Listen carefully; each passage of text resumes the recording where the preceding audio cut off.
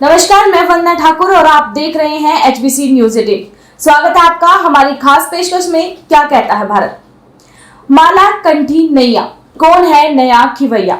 जी हां, आज बात करते हैं प्रियंका गांधी वाड्रा की, जो एक भारतीय राजनीतिज्ञ है।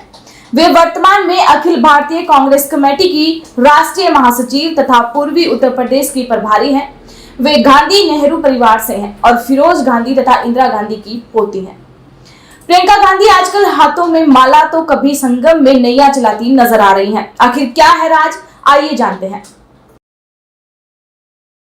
इससे पहले हम बात करेंगे प्रियंका गांधी की अब तक की जीवन यात्रा के बारे में।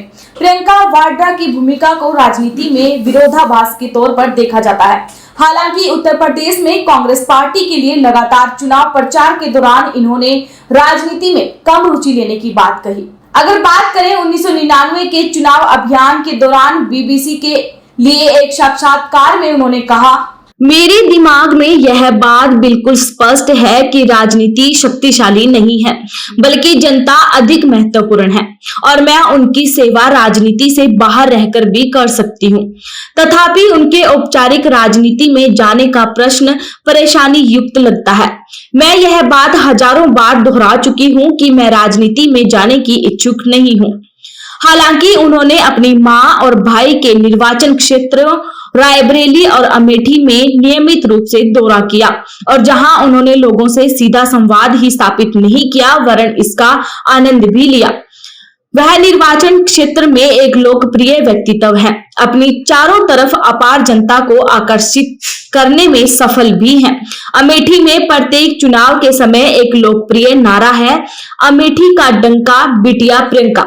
इनकी गणना अच्छे सुलझी और सफल आयोजकों में की जाती है और उन्हें अपनी मां की मुख्य राजनीतिक सलाहकार माना जाता है। वहीं 2004 की अगर बात करें तो भारतीय आम चुनाव में वह अपनी मां की चुनाव अभियान प्रबंधक थी और अपने भाई राहुल गांधी के चुनाव प्रबंधन में भी मदद की। एक प्रेस वार्ता में इन्हीं चुनावों के दौरान उन्होंने कहा कि राजनीति का मतलब जनता की सेवा करना है और मैं वह पहले से ही कर रही हूँ। मैं इसे 5 साल और अधिक सालों के लिए जारी रख सकती हूँ। इस बात से यह अटकलें तेज हो गई कि वह उत्तर प्रदेश में कांग्रेस पार्टी के लिए कोई जिम्मेदारी वहन कर सकती हैं।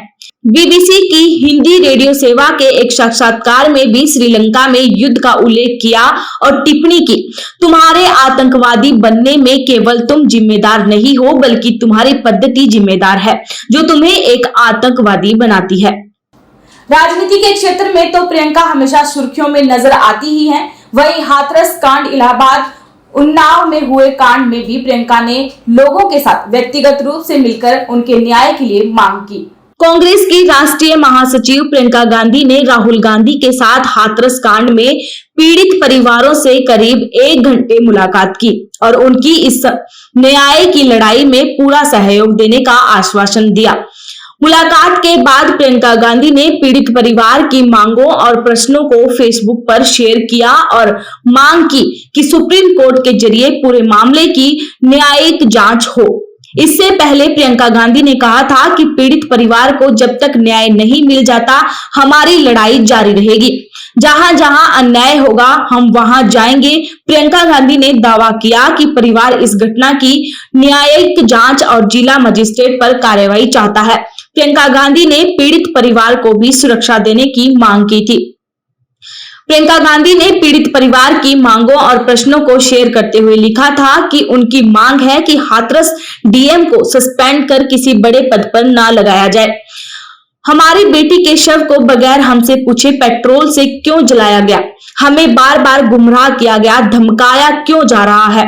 हम इंसानियत के नाते चिता से फूल चुनकर लाए, मगर हम कैसे माने कि यह शव हमारी बेटी का ही था या नहीं?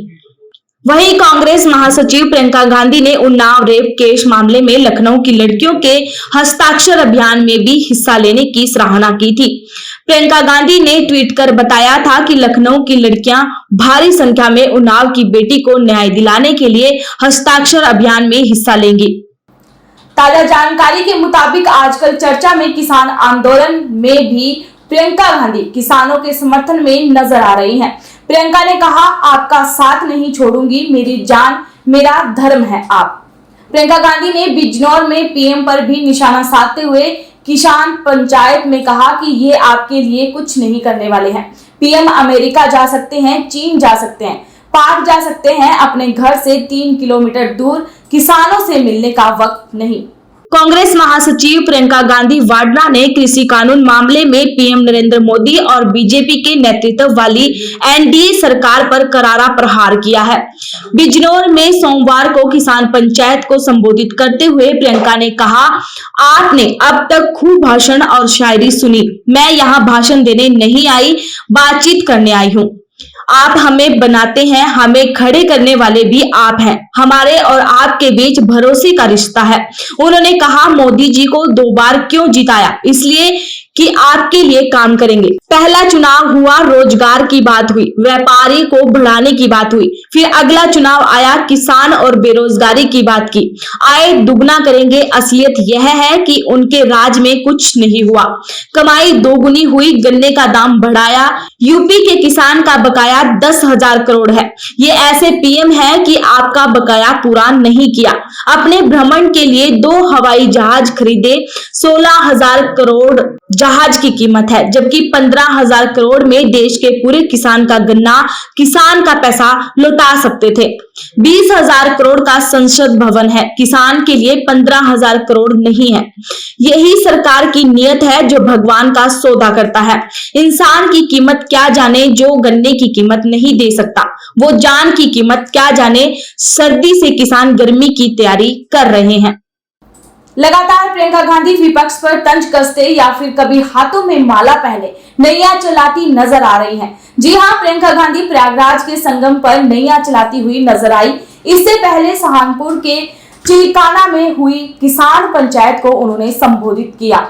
किसान पंचायत में शामिल होने से पहले प्रियंका गांधी ने सहारनपुर की शाकुंभरी देवी मंदिर में दर्शन किए और पूजा अर्चना की।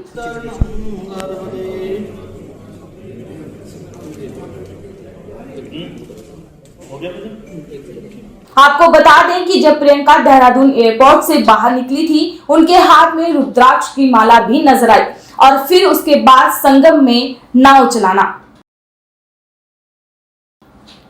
मौनी अमावस्या के मौके पर भी कांग्रेस महासचिव प्रियंका गांधी वाड्रा ने प्रयागराज पहुंचकर संगम में डुबकी लगाई। यहां स्नान और पूजा पाठ के बाद उन्होंने नाव की सैर भी की। इस दौरान नाव पर कुछ देर बैठने के बाद वह खुद नाव चलाने लगी। उनका यह वीडियो सोशल मीडिया पर वायरल हो रहा है, जिसमें वह दोनों हाथों से नाव चलाती दिखाई दे रही हैं।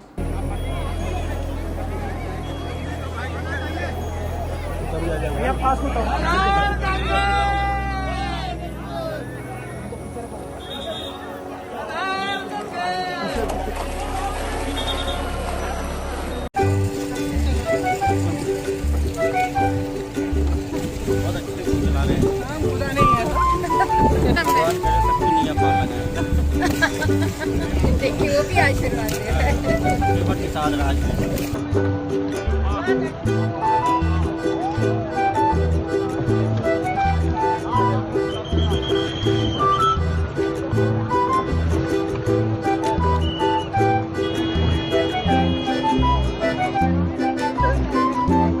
विपक्ष पर तंज कसना, हाथों में माला और संगम में डुबकी लगाने के बाद खुद नाव चलाना और आज मनोकामना पूरी हुई, ऐसा कहना प्रियंका गांधी का सुर्खियों में बने रहना कहा जाए या फिर 2022 में चुनाव के लिए तैयारी। सवाल ये है कि हाथ में रुद्राक्ष की माला और संगम में डुबकी लगाकर नाव चलाना कहीं ना कहीं कोई संबंध जरूर बनता है। आपको बता दें कि सूत्रों से मिली जानकारी के अनुसार पता चला है कि प्रियंका के किसी करीबी व्यक्ति ने उन्हें हाथों में माला रखने की सलाह दी है। तो अब देखना यह है कि क्या 2022 में माला कांग्रेस की नैया पार कराएगी या नैया बीच भंवर में डूब जाएगी।